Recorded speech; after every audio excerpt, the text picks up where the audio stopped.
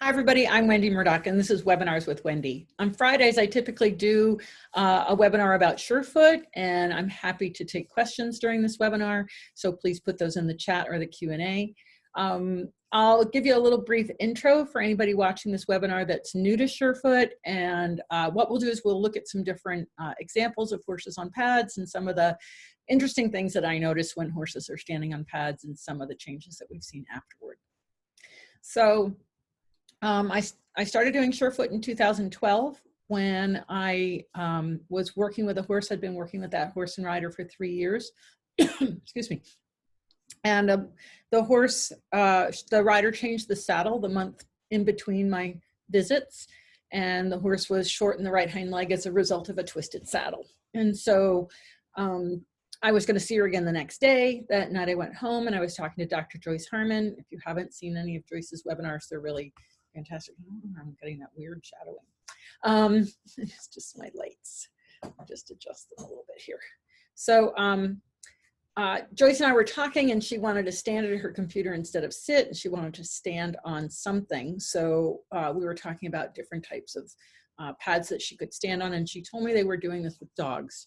So I was tapping away on my computer, and I was looking at all the different objects that they were putting on dogs on for rehab, and I said to her, I wonder if this would work for a horse. And she said, I don't know, try it. And so I grabbed something out of my shed, and just trying to get rid of that weird shadow in the background.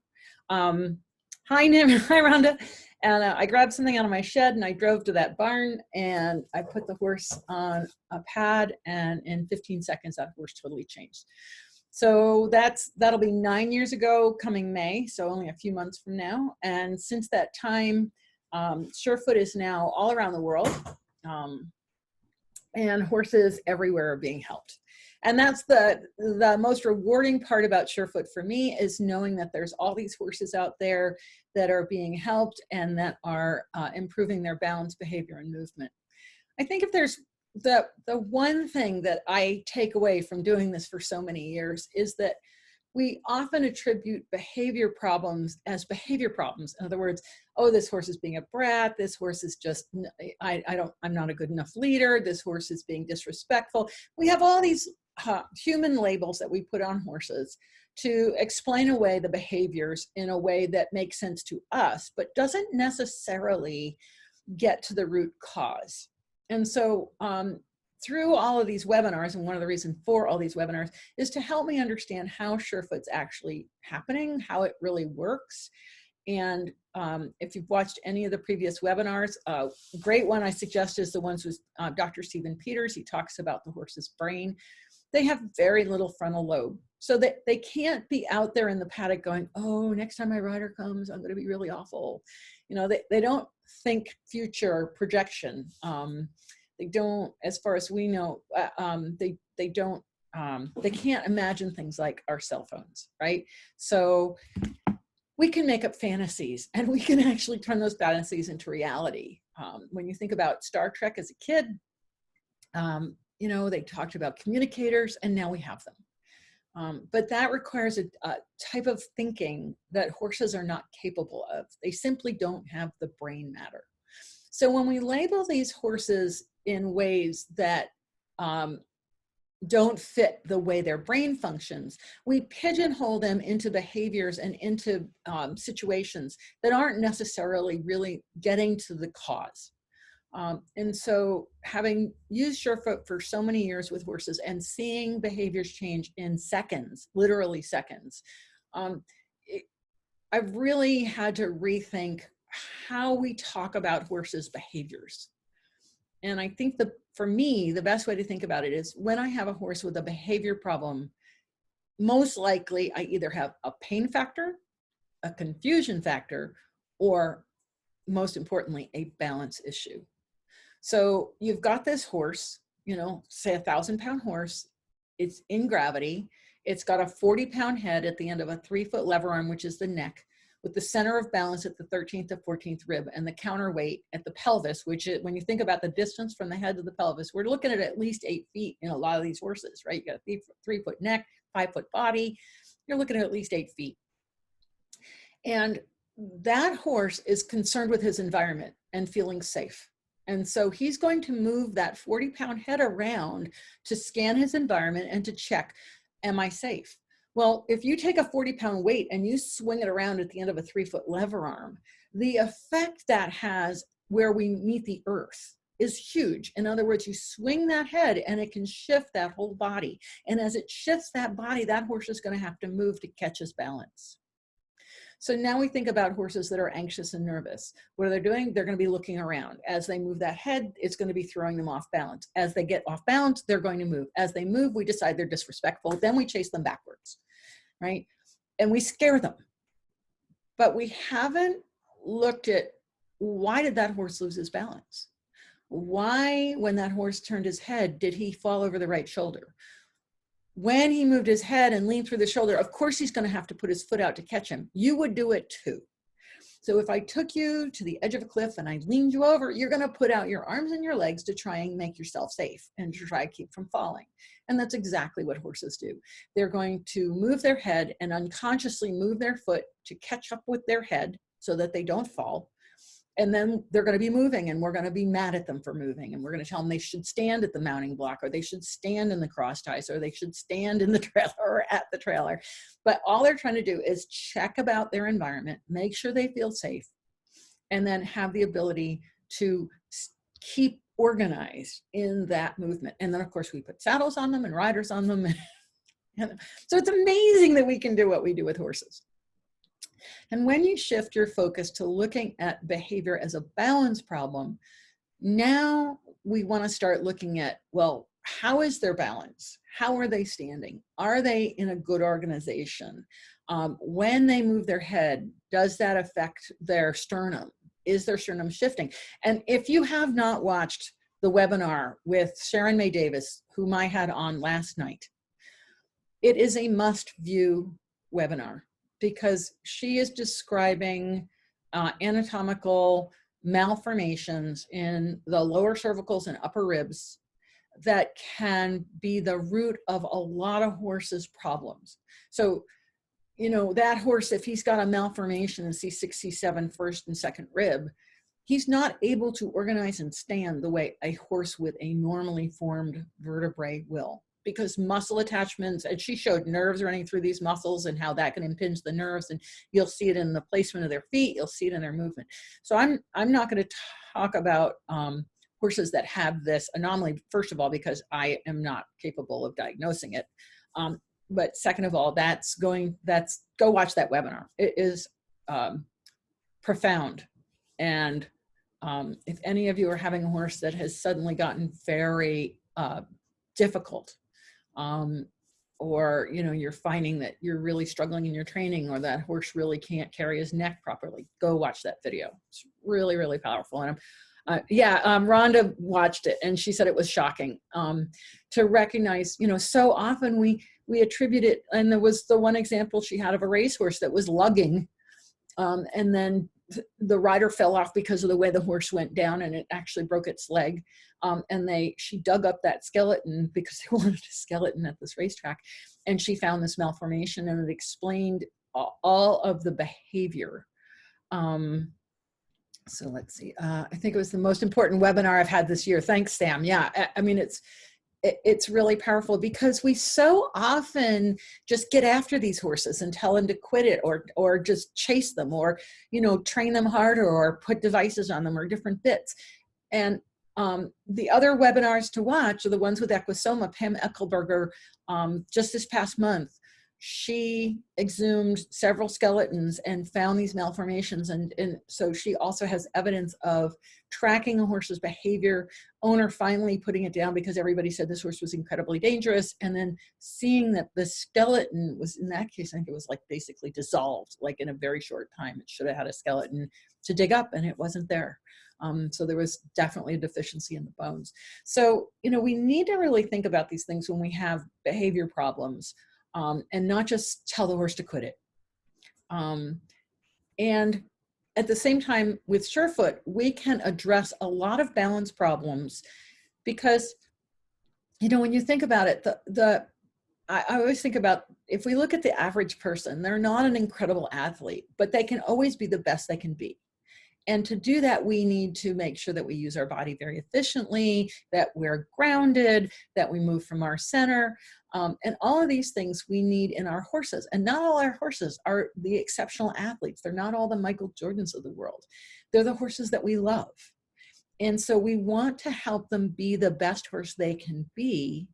And to do that, we have to address whether or not they're secure, whether or not they are standing well, whether or not their feet are well trimmed, whether we've taken care of their teeth, all these things that we need to take responsibility for so that horse can be the best that he is, meet his potential. So we can have the kind of relationship that we're looking for where we both feel safe. And if you've ever ridden a horse that didn't feel safe, you know, you can't like lie yourself into it.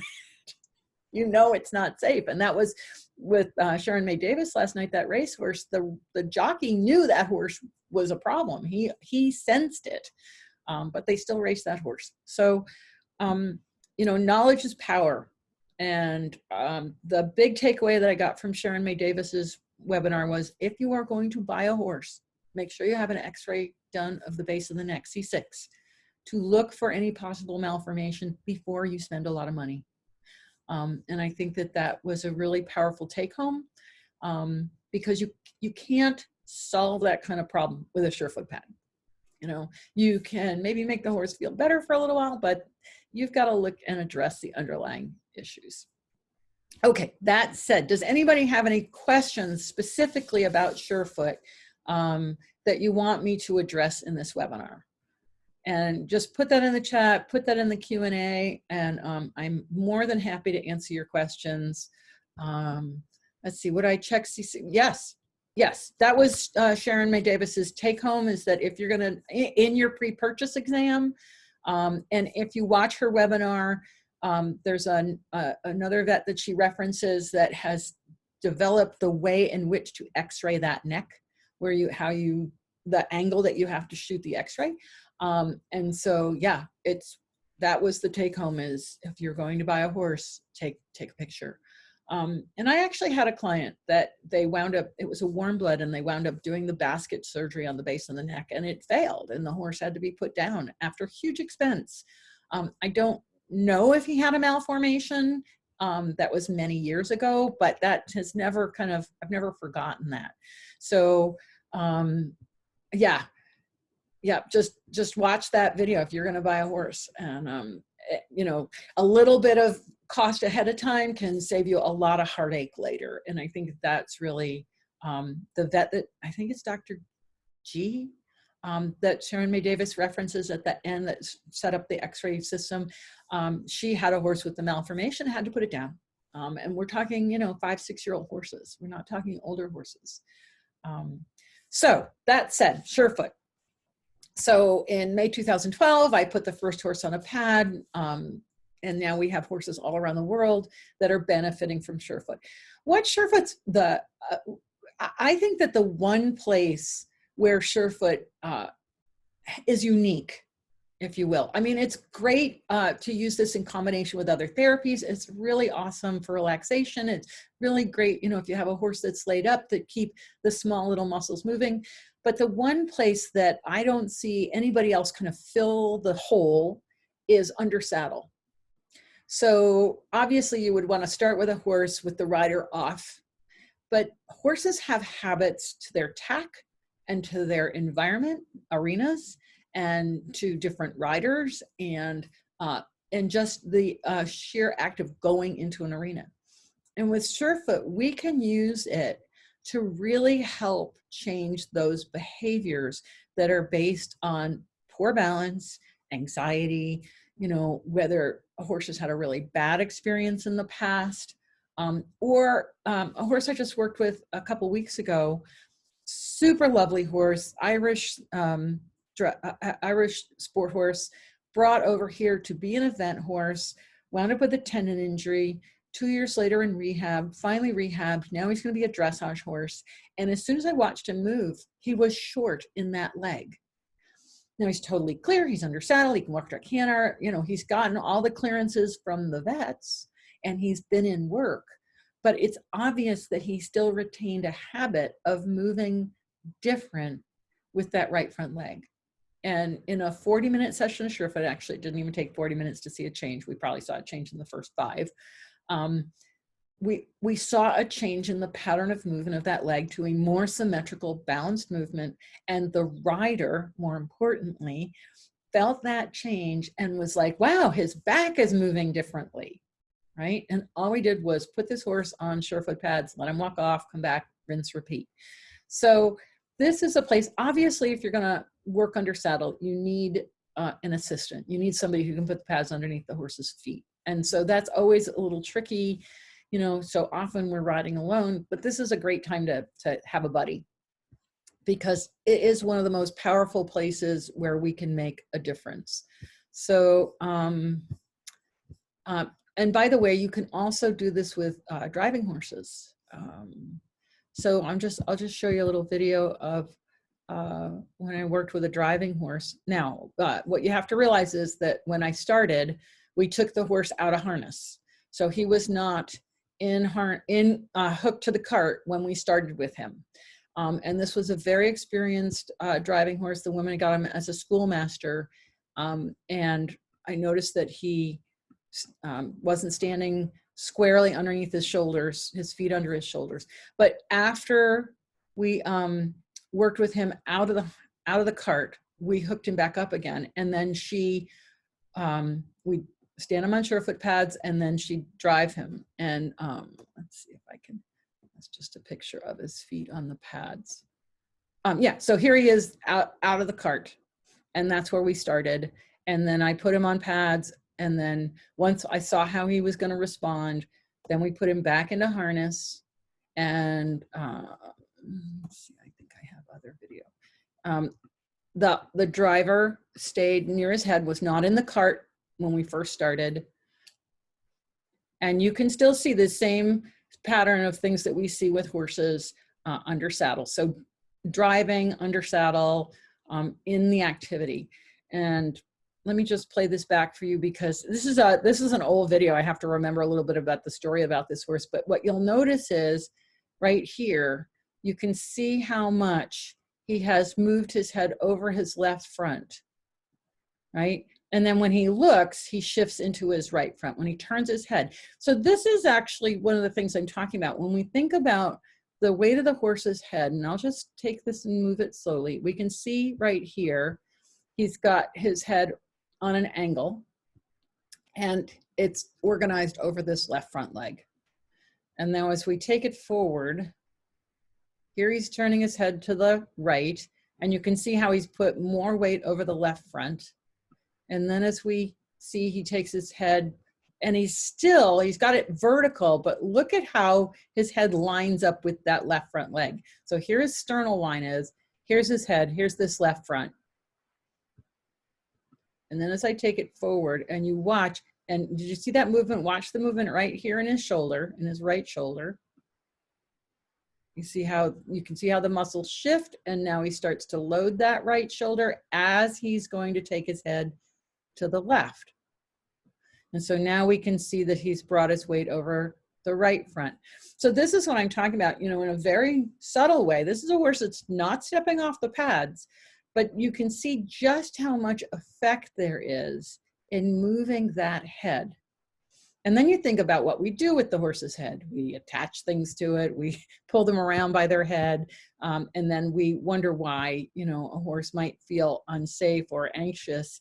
But again, I'll just let this play, and you can see he's got the tilt to his head, then it straightens, but his weight is clearly over his left front. You see that movement in the right front shoulder, and then as he turns his head, he throws his weight over that right front. Let's see if I have another video of him. And this is we then put the driver back in the cart, and then she drove the horse in between moments of standing on the pad. And again, this is a long time ago, so, but you can see here, and this was in the beginning, you can see how he's carrying himself and how there's an asymmetrical movement in the two front legs. You can watch how much higher his left knee comes up than his right knee. And as we worked, that changed. So I'm not going to go through all the video of this horse, but it was, you know, it's just an example that you can use surefoot with driving horses. And again, it's for the same reason that we want to help that horse make changes in his job. So somebody's asked a question. I'm just beginning with my surefoot practitioner training case studies. Oh yeah, great. Hi, Sam. Over what period of time, number of sessions, and even length of sessions should we take for the initial surefoot session? So I think if I understand your question, even length of time should we take for initial surefoot? So like typically what I do is I take the rider off and I work with the horse to make sure the horse is okay with the pads. If I see any signs of anxiety, I am going to slow down, back up, do less, check to make sure that's okay. And I will not work with the rider on the horse unless I see that the horse has relaxed, you know, blown out, put his neck down, is quietly walking off the pads, doesn't show me any signs of anxiety. And then I will put the rider back on. If I have any doubts whatsoever, I always take the rider off. If I see any little, I don't know if I might actually be able to show you, let me see, I think I have a piece of video here that I can show you a horse that I did not feel comfortable starting with the rider on. So let me just scroll through. It was very recent. The question is, can I find that video quickly? Let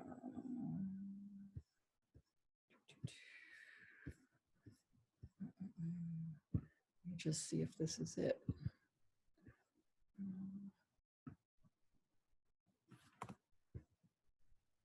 Hang on, I'll look for it really quickly. I think is this it here? And that horse just showed me just enough that I was like not willing to leave the rider on, but I'm not sure I have this piece of footage here. Hang on. Yeah, I can't find it there. And it was really subtle. It was just that the horse cocked its head, you know, just tilted its head just that tiny little bit, looked down at the pads. I was like, it was a mare, a very strong personality type of mare, you know, very classy mare, but it was just enough for me to go, I need to take the rider off before, oh, I might be able to, no, I don't have that piece of footage handy. But I can show you a picture of a horse where it was like, it was easy to start with the rider already on. And the reason being, this horse was already checking out the pads before we ever started, right? He was like, oh, those are cool, you know, and he was totally relaxed about them. This is the mare I'm telling you about where I was very uncomfortable, but starting with her mounted. But I don't have the piece of film here in this computer that shows you the signs that I saw. So, you know, the big thing is always work towards safety. And if there's anything that, you know, sets off alarm bells, I've had horses literally running backwards when I was 20 feet away and I picked up a pad. And clearly we're going to take that rider off, but it's the subtle signs that you have to watch out for. And if you go to pick up a leg and it's super rigid, then take the rider off. Because if you have a really rigid leg and you go to pick up that foot and the horse tilts or leans over, you're already setting up a problem. So just take the moment to take the rider off. That's really kind of the key thing here. Okay, so let me go back and find, now I have to go back through my videos and find out where I was. So hang on a sec. If you have any other questions, just pop them in the chat.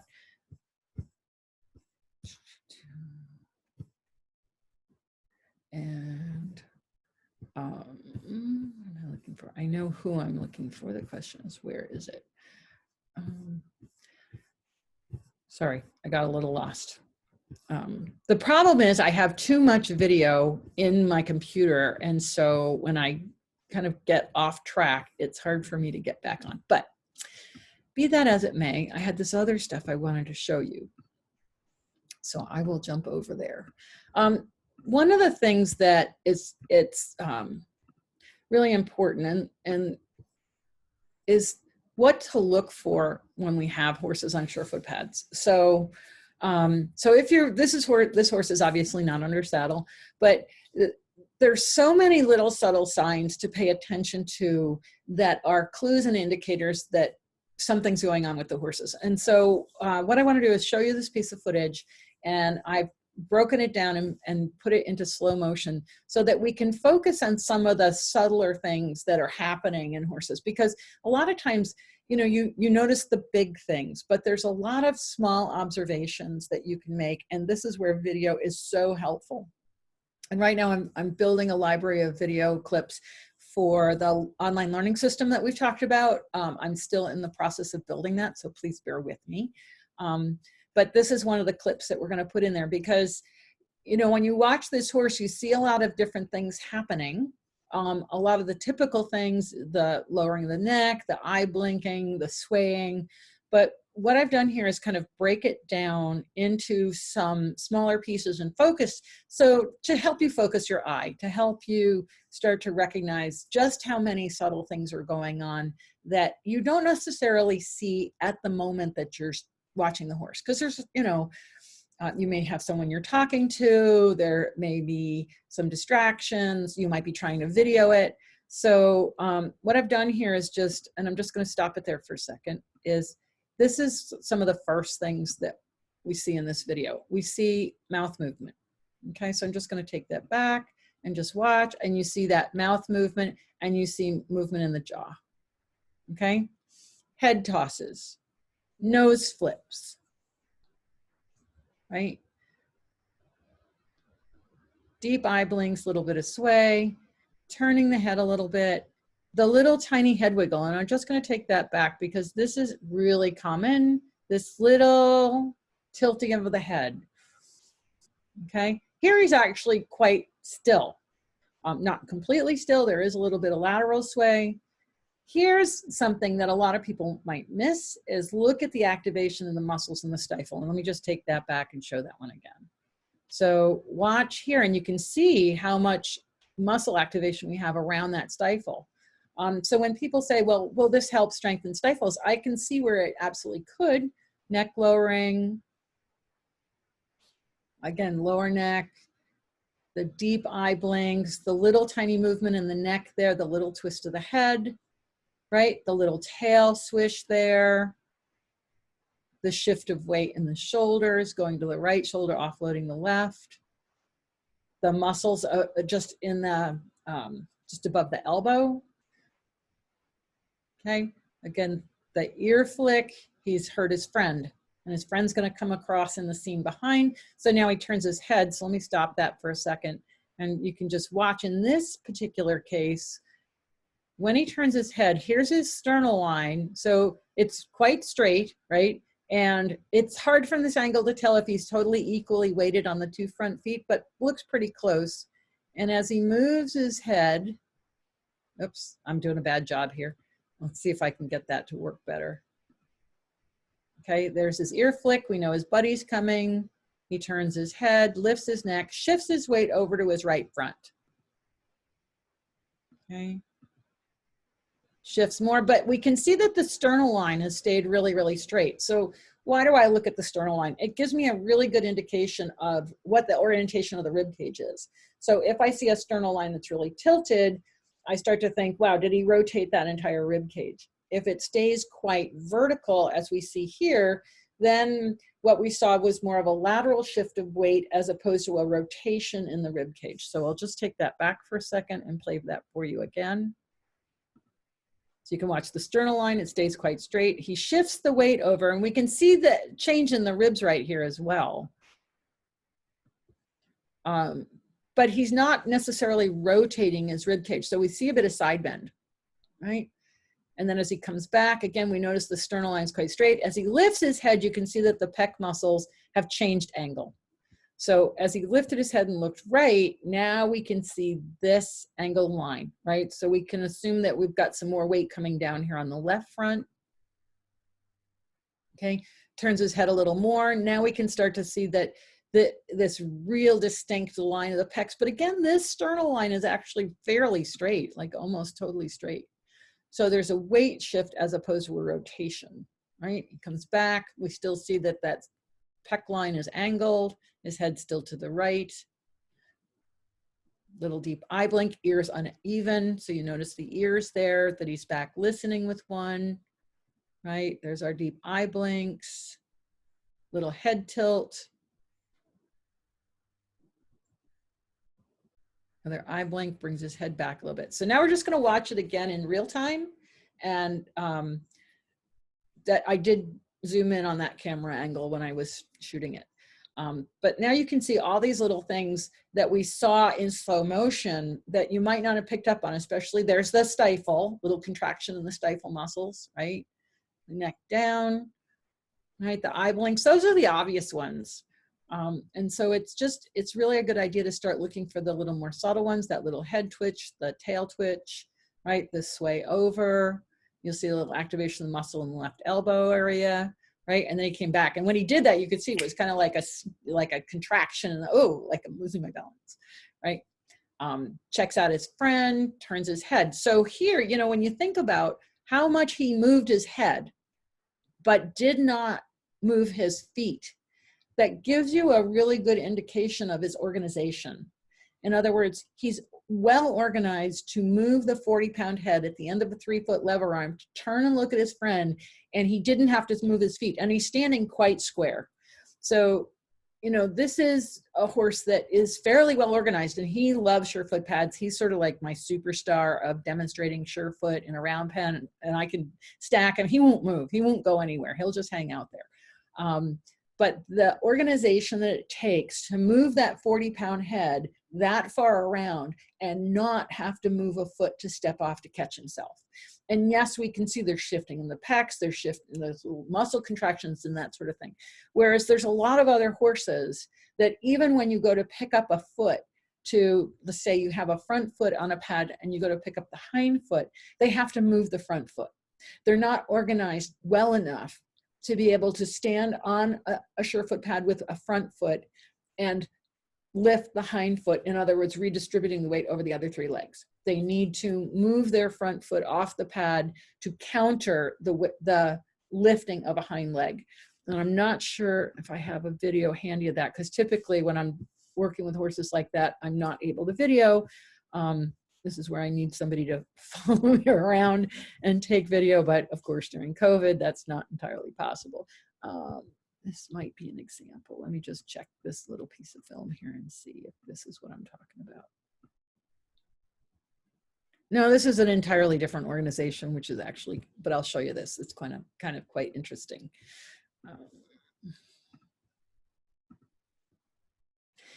But these are things to pay attention to when you're working with your horse, working with surefoot. This particular horse here, I'm not sure. Nope, different horse. I don't think I have. Nope. Okay, hopefully you're on a gray horse with me. If you're not, put it in the chat. Let me just. So I'm going to play this video, and you can see in this case, he's had to move his head way, way over, and he's just resting his toe. Now, again, I can't remember the story on this horse. It's like 5 years ago, 4 years ago. But this is a very interesting organization, right? So he's had to move his head quite far over to counter the fact that he's just on his toe here. And look what he's done behind. He's had to move that left hind over so he can balance himself to rest this leg. And this was his choice. This is how he chose to stand. If memory serves me, he did have a shoulder injury, but don't quote me on that. But you can see that, like, I don't ask the horses to stand square. A lot of people say, do you set the horse up to stand square in order to do surefoot? No, I do not. And the reason being that we want to see what the horse chooses to do and how do they organize. And every position is another possibility, right? So there you can see he had to move his foot back and then he can bring his head back over. And I don't think I have other footage of that horse. But it's fascinating to watch how horses organize and how they position themselves and whether or not they can stay on pads. And, you know, I've seen horses literally sway themselves off. Let me just check this piece of footage here and see what we've got. Oh, yeah, this will be interesting. Okay. I've got to get back to the Zoom screen share. So here we have a horse with the rider on board. Okay, and she's taken her feet out of the stirrups. And again, if I'm just going to stop it here, you can see how clearly this horse has organized her head over her left front. Okay, so here's her midline on her sternum. You know, here we can see that here's her left front is organized underneath her point of her shoulder. In other words, she's standing square in front. If we look at from the point of the shoulder to the foot, this foot looks a tiny bit turned out. Maybe the leg isn't exactly underneath the shoulder, but pretty close, whereas this one is clearly, but we see how her head is organized over her left front. Now, you think about that in terms of a riding horse that we want to go symmetrically both directions. And if this is how they organize themselves, then we can already assume that they're going to fall a bit to the left and, you know, like do something to the right. Now, can I tell you exactly? No, because you have to look at the whole horse and how it organizes. But here now, she's taken her head to the right. It's on a bit of an angle. It still looks like we have more load on the left front. Okay, there she brings her head back and we watch how she sways over onto her left front. And by the way, we're using a full physio pad here, which is why she's got 2 feet on it. Okay, now we see how she shifts and moves. Here's her head basically straight, but she's moved way over to the right, right? That takes the weight off the left front foot, right? Then she turns her head and sways over, right? And we can see how that's unweighted the right front. Got a nice lick and chew. As she comes back, we're back to this pattern of the head basically organized over the left front. All right, so I'll play it again. I'll let it roll in real time so that you can make those observations, okay? But these are things that I pay attention to because these give us clues about how this horse is going to be to ride. If this horse organizes herself over her left front all the time, then she's going to like fall out through her shoulder tracking right. She's going to be a bit stiff tracking left. And we can see how clearly she's organized herself over that left front leg, right? Her sternal line is a little hard to see, but it looks fairly straight. When she turns her head, the weight doesn't come off that left front until she sways way over. Okay, question. Got a question. Let's see. That she shifted her stance, yeah, wider a bit, yep. But you know, when we start to look at videos up close like this, and you can slow them down and break them down, it's really helpful to start understanding, you know, why did my horse do fill in the blank? Why is my horse stiffer? Why is my horse resistant? Why didn't my horse, and it has to do with balance. It has to do with how do they organize to carry the weight of their head, right, and the rider. Let's see, I know I have some other ones here. It's just a question of finding ones with riders on. Let's see what this one is. Oh, okay, so we'll just take a look at this one. This is from the rear.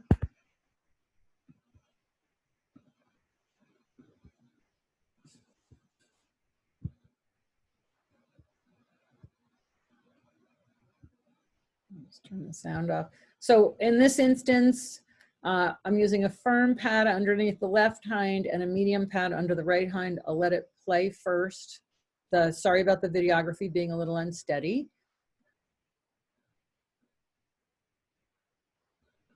Right, and she's not perfectly square. The left hind, sorry, yeah, the left hind's a little further back than the right hind. But we can see a very definite pattern of the hindquarters swinging to the right. Okay, so one of the things to notice is I'm pretty sure I'm filming directly from behind, but we can see the rib cage bulging here on the left, and we can't see that rib cage at all on the right. Okay, yes, this hind leg is a little out behind. Okay, and here's our tail line, and we can see that the tail line looks like it's a little bit to the right. And then I'll just take this video back and play it slowly, maybe.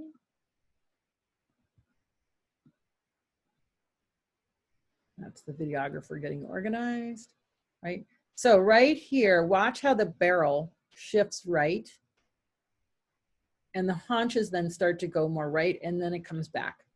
And you can see the breathing underneath this rider's left leg, right? There's a breathing change. We can see the quarters shift to the right again and then come back and to the right. There's that breathing change again right there. You can see that expansion in the ribs. Right? So we see a bit of a sway to the right, and it's more of a just a cross. So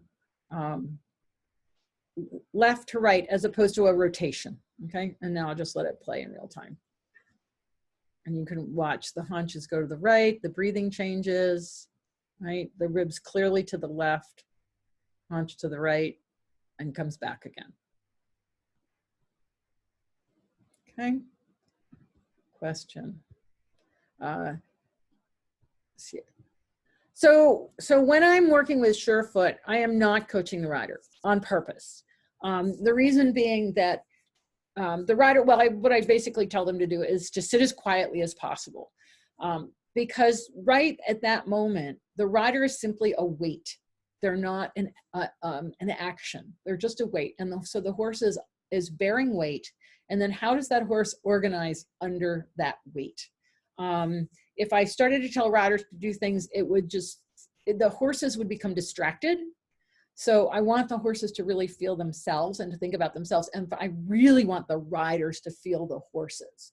So this is one of the things when you're working under saddle that is so, so powerful. I can't tell you how many times I've had a rider say to me, oh, I feel my horse's feet landing on the ground. And all I can think of is, what did you feel before? Right? And that's a really common statement, that they can actually feel each foot. I had a Grand Prix rider say, I no longer have to train, I simply get to ride. I've had other riders that were astonished because problems that had existed over and over and over again were gone. So the rider holds a perception of their horse, and they hold their horse in that perception. My horse is a butthead.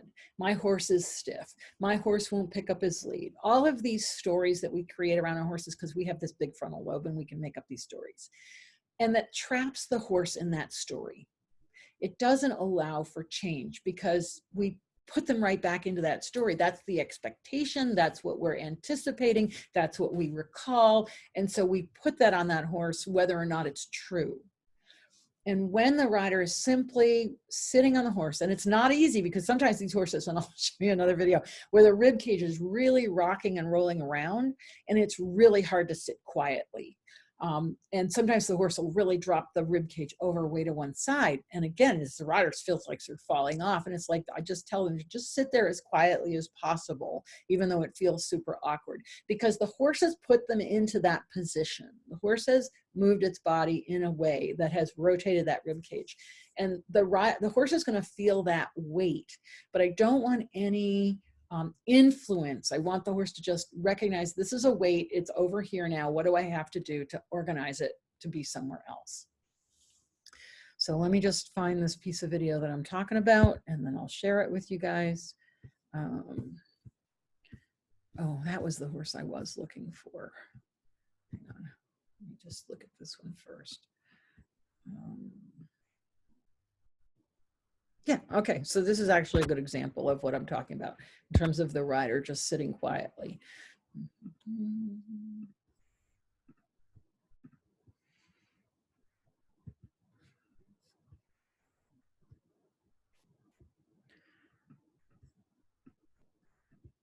Okay, so she's gonna try and sit as still as possible, and what you're going to see is the horse is moving its body and therefore moving the rider.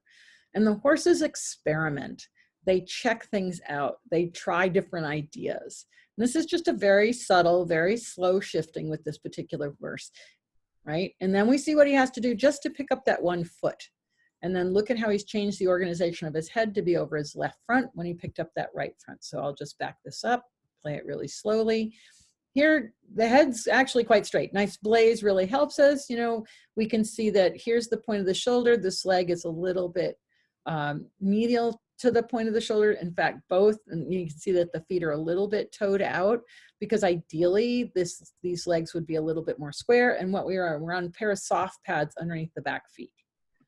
Okay, So as I take it forward, you can see that there the horse has rotated the rib cage. So now we see the rider's feet are no longer level. And that's a big clue, right? If you're not sure that what you're seeing, and the rider basically started out level and suddenly we see that the rider's feet aren't level, that's a big clue the horse has rotated the rib cage. Here the horse then laterally swings a little bit, right? And the head goes from straight to a little bit to the right, and the weight shifted from right to left. And we can see how now the rider, like here we suddenly start to see the rider's left hip, and we can't see the right hip anymore. And then we see that come back, and then that's really interesting because it comes back and then all of a sudden it's like, nope, I'm gonna put the rider over here, or my rib cage over here again to the left, right? She turns her head, but then comes back to middle. And then the horse laterally shifts and offloads this right front. And there's a huge shift to pick up that foot. So watch how much the horse has to shift to lift the right front leg. There's this big shift, leaning, everything now tilts over. And then we see the foot come up. And when the foot comes back down, things start to come back again. So statically, standing still to pick up a foot, that horse had to shift way over. So now we think, okay, I want to put a second pad underneath the horse. I've got one pad under, say, a front foot. I want to pick up a hind foot. How well that horse can organize and keep his weight distributed over his 4 points is going to determine how easy it is for him to do that. But this is giving us a lot of information about how balanced that horse is, how fluidly he's going to move, how easy he's going to be to go left and right. And I did a bunch of race horses a while ago, and one of the race horses was so incredibly balanced that in the very first session, he was standing on 4 of the pods, the advanced pods under each foot. And he was so well organized, but he would shorten his neck. And I taught the trainer how to lengthen his neck. So when he went to the track the next time, he just lengthened the horse's neck before he ran, and he won his race. But the horse was so balanced, probably one of the most balanced horses I've ever seen just out of the gate, just the first time on pads.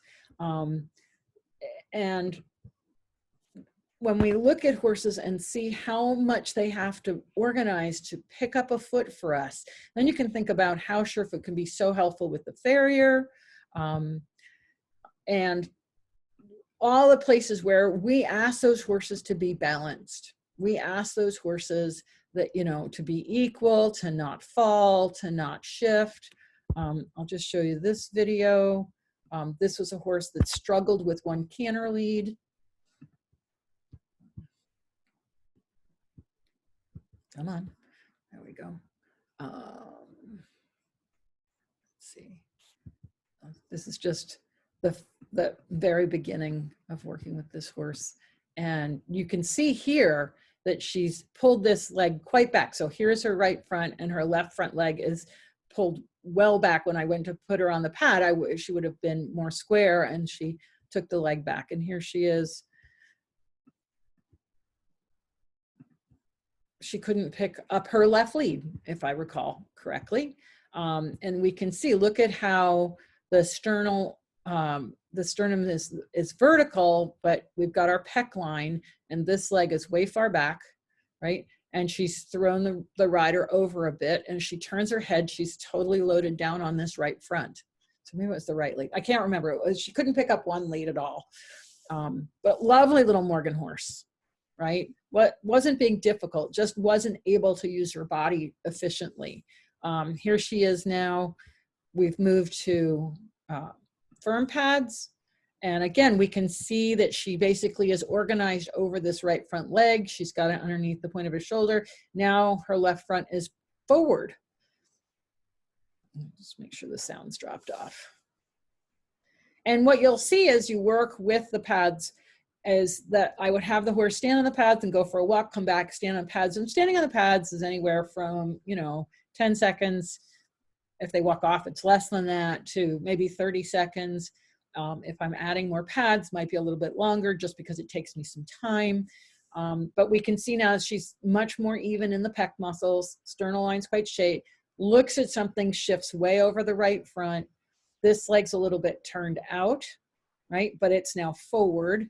And we can see that the rider is so much more level now, right? Actually, if anything, this foot's a little bit lower. But in the beginning, this horse was throwing the rider way over to one side, right? There's our lick and chew. Now she shifts her head, loads over that left front, sways back, right? And you'll see these repeating patterns. You'll see like I think of it as a typical, the horse will have one sway pattern, and then you might see a second sway pattern show up. Very rarely a third sway pattern. I'm going to show you a really interesting pattern here in a moment. But you can see that she's experimenting, just shifting her weight back and forth there a little bit. And I'll just take this forward and yeah, I guess I come around. Okay, we see all the typical deep eye blinks. But it gives us so much information about, you know, when a rider reports to me, oh, my horse has trouble, fill in the blank, in this case, picking up one lead, it becomes really evident really, really fast because you see how they stand on the pads and you see the typically, you know, there'll be a leg that they'll pull back. They won't want to put it forward. You go to pick up the leg, it's very stiff. I wonder where that footage is. I have to go back over here. And so it can give us so much information about the behaviors. And I think that that's, for me, is the thing that's so, oh, where's that piece of footage? Like I said, I'm so organized when I start and I'm so disorganized when I get here. Oh, this is a really interesting, okay, I'm getting distracted, but this is an interesting little piece of footage here. I'll just show you this. This is a horse I'm riding. And he's doing hill work, you know, he's in good shape. There isn't anything problematic that I'm dealing with. He's a Welsh Cob, and I've got him on the soft pads behind him. The reason I want to show you this is just watch the stifle area, and you can see just how much contraction in the stifle area goes on standing on these pads. So, you know, in terms of developing that stability that the horses need, that's what this is all about. You can see that strong muscle contraction there just before he walks off. And I'll just take that back again, and I'll just drag it forward slowly. And you can see right there, there's a crease that happens, right? So we see some muscle contraction, and then it softens, and then his weight shifts.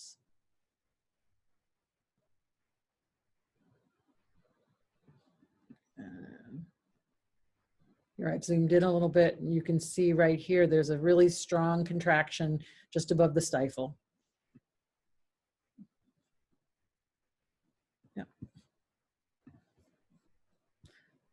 I do want to see if I can find that other footage that I talked about, because it's a unique pattern that you don't always see when horses are on pads. And in that particular case, the horse showed it really, really clearly. I just have to figure out where I put that piece of film. If I can't find it today, I might have to come back with it tomorrow. Yeah, wow. I don't know where I put it. Questions? Anybody got any questions about that? So, oh, we're almost out of time. How'd that happen? It goes so fast. So this is where, you know, when you're working with your surefoot pads, I really recommend that you take video, or if you can. I know it's not always possible. I know from my own experience that when I'm starting out with a horse, there's no video because I'm, you know, the horse walks off, I got to go for a walk with him, or he's only on the pad for 2 seconds, which is totally fine. But when you can video, it's so useful to then take that video and play it back and play it in slow motion, because it'll train your eye to see so much more that's happening. And it will help, again, when we have somebody say, oh, my horse, or my horse, you know, won't pick up his right lead, or he has trouble bending to the left. We can start to see why this is happening. And when we can understand it, we can do something about it. It may be that we need to combine some stretches while they're on the pads. Obviously, you'd teach them stretches off the pads and teach, you know, expose them to surefoot and then combine it. but it helps us understand why our horse is doing what he's doing. He's not doing it to make our lives miserable. And so often, because the surefoot pads provides that parasympathetic response where we see them, you know, blow out, lower their neck, blink their eyes, come into relaxation, that relaxation lasts so much longer after the session. In some cases, just really shifts the horses completely, that then they can stand and be grounded and be able to look at their environment and assess what's going on instead of have to react and not lose their balance. And that's where this is so useful in terms of really helping horses and people find better balance and find better partnership, because we can A, understand, B, help them out, and C, they recognize we're the ones that brought that possibility to them. We're the ones that brought them the comfort. And time after time, horses just instantly recognize that I'm asking them what they want instead of telling them what they have to do. And in that ask, they have an opportunity to say no. And then they go, wow, you're somebody who's listened. You know, that's our words, but you see it in their behavior. Who are you? And I want to know who you are. And can I be with you? Because you have made me feel safe. Number one question for a horse, am I safe? So, wow, that's kind of taken us through the hour. I think it's next Friday. We're going to have Carrie Anderson with me on the Friday Surefoot Talk. She's down in Costa Rica. That horse that I showed you in the slow-mo in the round pen, that was in Costa Rica, one of the horses down there. And she's going to talk about using Surefoot for a horse that has head shaking, and also for horses that were frightened in certain areas of the ring. So I haven't seen Carrie this year because we've been in, you know, COVID lockdown. I haven't been able to travel, but it's going to be great to have her on the webinar next week and just to hear some of the things she's been getting up to with Surefoot. So if anybody has any last questions, just pop them in the chat there. And if not, have a fabulous weekend, and we'll see you next week. We're still lining up some great guests. I'm trying to remember who we have on Monday. I'll just take a quick look.